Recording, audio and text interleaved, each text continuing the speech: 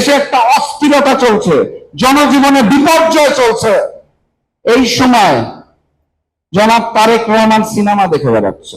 আমি অত্যন্ত দুঃখের সাথে দেখলাম ওই যে ভারতের নির্দেশনায়, তাদের আদেশে বাংলাদেশকে করদ্রাদ্য বানানোর জন্য আওয়ামী সরকারের রেখে যাওয়া অবশিষ্ট কাজের দায়িত্ব নিয়েছে বিএনপি। এই হচ্ছে বিএনপির বর্তমান চরিত্র। এই বিএনপি শহীদ প্রেসিডেন্ট জিয়াউর রহমান, দেশনেত্রী বেগম খালেদা জিয়ার বিএনপি নয়। এইটা ভারতের কাছে বিক্রি হয়ে যাওয়া আওয়ামী লীগের রেখে যাওয়া অবশিষ্ট কাজ শেষ করার জন্য নতুন নব্য ফ্যাসিস্ট এবং জালেম বিএনপি।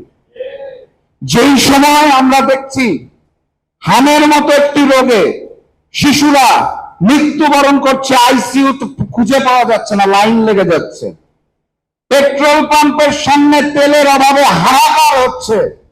আমার বাসার পাশে একটা পেট্রোল পাম্প আছে, আমি প্রতিদিন দেখি, প্রতি রাতে দেখি, দিন রাত 24 ঘন্টা শত শত মোটরসাইকেল ওখানে লাইন দিয়ে আছে।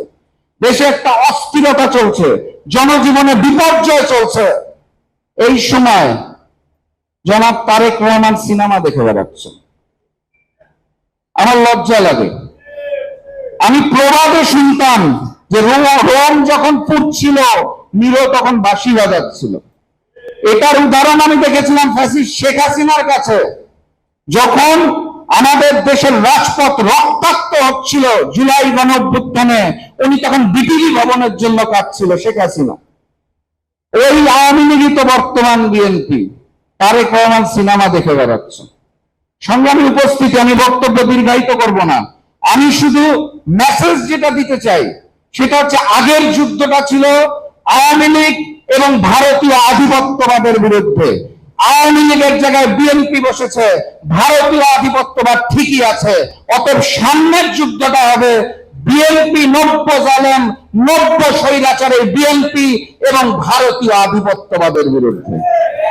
এবং সেই যুদ্ধে শুধু রাজনৈতিক দলের নেতা কর্মীরা নামলে হবে না, প্রত্যেকটা পেশাজীবী মানুষের নামতে হবে, প্রত্যেকটা শ্রেণীর মানুষকে নামতে হবে। আরেকটা নতুন জুলাইকে সৃষ্টি করতে হবে।